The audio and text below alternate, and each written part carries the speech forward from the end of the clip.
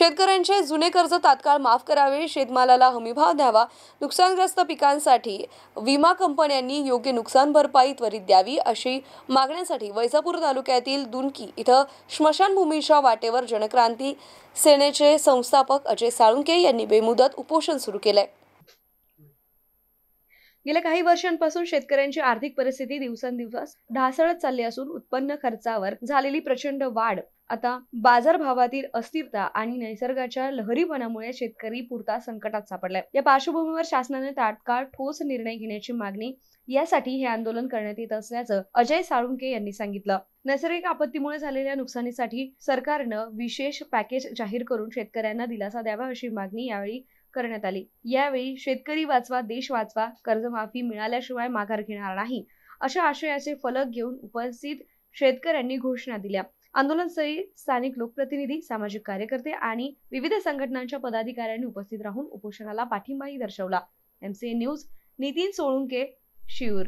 शेतकरी सरकार चालले चंद्रावर, सरकारी चालला मशानवाटेवर, आणि ही अवस्था दाखवण्यासाठी आणि सरकारला जाग येण्यासाठी शेतकरी शेवटच्या घटका मोजतोय आणि म्हणून तो मशानवाटेकडे जाण्याच्या आधी त्याला मदत करा म्हणून हे उपोषण या ठिकाणी मशानभूमीमध्ये केलेलं आहे। हे सरकारच्या कोणाच्या विरोधात नसून हे शेतकऱ्यांच्या न्याय हक्कासाठी हे उपोषण आहे, सरकारला जाग यावी म्हणून। जे जनसामान्यांचे प्रश्न आहे त्यावर जे आपण लोकप्रतिनिधी निवडून देतो त्यानंतर प्रशासन असतं त्यांनी तात्काळ दखल घेतली पाहिजे, नागरिकांना सुविधा पुरवल्या पाहिजे आणि ते सुविधा पुरवत नाही त्यामुळे आंदोलन उपोषण करावं लागतं। आंदोलन उपोषण करून त्याची दखल तरी घेतली पाहिजे, परंतु ती दखलसुद्धा वेळेवर घेत नाही। उलट जे जनतेच्या प्रश्नासाठी भांडतात त्यांनाच नोटीस बजावतात, त्यांनाच हद्दपार करतात। हे कुठेतरी शासनाने आणि प्रशासनाने लक्षात घेतलं पाहिजे, अन्यथा या ठिकाणी नेपाळसारखी परिस्थिती होईल।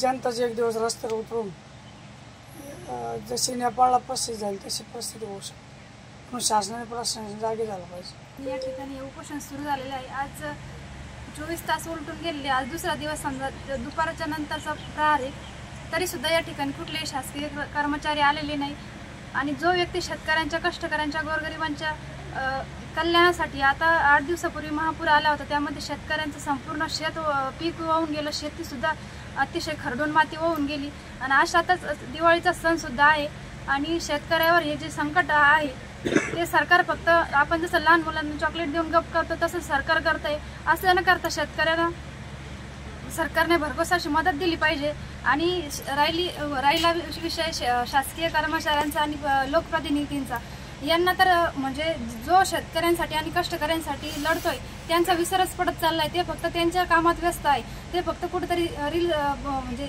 स्टंट करण्याच्या मार्गावर आहे। ते कुठलीही मदत शेतकऱ्यांना भरघोस अशी करत नाहीत। शेतकऱ्यांची त्यांना कुठलीही जाणीव नाही, त्यांना शेतकऱ्याच्या दुःखाशी त्यांना घेणं देणं नाही, त्यांना फक्त आपली खुर्ची वाचवायचे प्रयत्न करायचे आणि त्यासाठी त्यांचं हे चाललेलं आहे। परंतु असं न करता शेतकऱ्यांच्या दुःखात सामील होऊन शेतकऱ्यांना भरघोस अशी मदत सरकारकडून त्यांनी मिळवून देण्याचा प्रयत्न केला पाहिजे।